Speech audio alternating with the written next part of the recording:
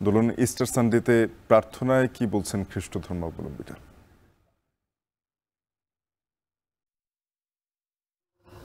শাফিন, সকাল থেকে যে প্রার্থনা শুরু হয়েছে এরই মধ্যে প্রায় শেষ হতে চললো। আমরা দেখেছি যে প্রার্থনার মধ্য দিয়ে মূলত দেশবাসীর জন্য মঙ্গল কামনা করা হয়েছে। একইভাবে আমরা দেখেছি যে যেন দেশের স্থিতিশীলতা বজায় থাকে, শান্তি বজায় থাকে, সে বিষয়টি বারবারই আজকের এই প্রার্থনায় তারা তুলে ধরেছেন।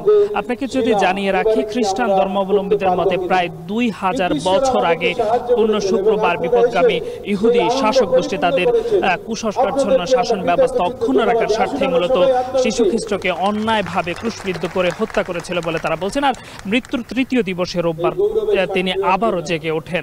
মূলত যীশু খ্রিস্টের পুনরুত্থানের এই রোববারকে ইস্টার সানডে বলা হয়ে থাকে। আর ইস্টার সানডে বিশ্বের খ্রিস্টান ধর্ম অবলম্বী যারা রয়েছেন তাদের কাছে একটি আনন্দের বিষয় হিসেবে দেখা হয়।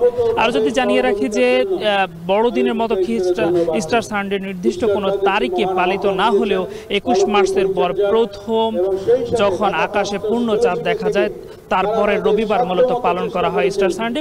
পাপের বিরুদ্ধে জয় হিসেবে যিশুর যে পুনরুত্থান খ্রিস্টান সম্প্রদায়ের কাছে গুরুত্বপূর্ণ ধর্মীয় উৎসব হিসেবেও এটিকে দেখা হয়ে থাকে।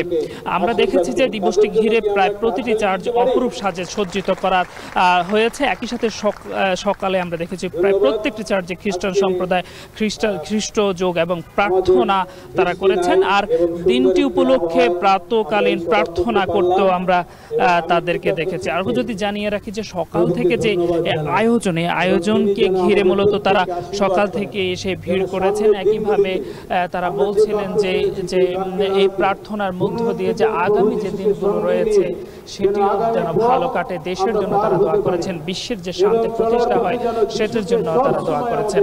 আমরা তাদেরকে আরো দেখেছি যে যারা প্রার্থনা করতে এসেছেন কিংবা যে সময়গুলোকে স্মরণ করতে এসেছেন তারা বলছেন যে যিশু সবসময় তাদের সঙ্গে রয়েছেন। তাদেরকে স্মরণ করার মধ্য দিয়ে মূলত শান্তির বার্তা বয়ে যাবে সারা বিশ্বে এবং দেশে শান্তি প্রতিষ্ঠা হবে। আমরা আরেকটু দেখেছি যে যদি জানিয়ে রাখি যে আজকের যে আয়োজন রাজধানী উচ্চ বিদ্যালয়ের মাঠে সেটি ঠিক সকাল সূর্য ওঠার থেকে শুরু হয়েছে আর এখনো চলছে। আর এই আয়োজন হয়তো খুব শেষ পর্যায়ে এসেছে, হয়তো তাদের আরো কিছু আনুষ্ঠানিকতা রয়েছে সেগুলোর মধ্য দিয়ে হয়তো শেষ হবে। আমরা যদি জানিয়ে রাখি যে এই আয়োজন একযোগে সবগুলো চার্চে এখন অনুষ্ঠিত হচ্ছে, তবে সবচেয়ে যে বড় আয়োজন সেটি মূলত রাজধানী উচ্চ বিদ্যালয়ের মাঠে। তো শাফিন, এই ছিল রাজধানী উচ্চ বিদ্যালয় মাঠের আয়োজনে আমার কাছে থাকা সবশেষ সহকর্মী দেলাওয়ার দোলন যুক্ত হয়েছিলেন, জানাচ্ছিলেন রাজধানীতে ইস্টার সানডের আয়োজন নিয়ে। দেশে দেশেই ভিন্ন আয়োজনে উদযাপিত হচ্ছে যিশুর পুনরুত্থান দিবস।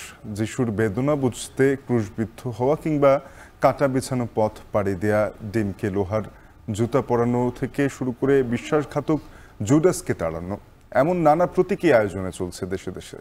ইস্টার সানডে উপলক্ষে সুস্বাদু কেক আর চকলেটের পসরা বসেছে দোকানে দোকানে। বিস্তারিত জানাচ্ছেন নুজহাত কামাল।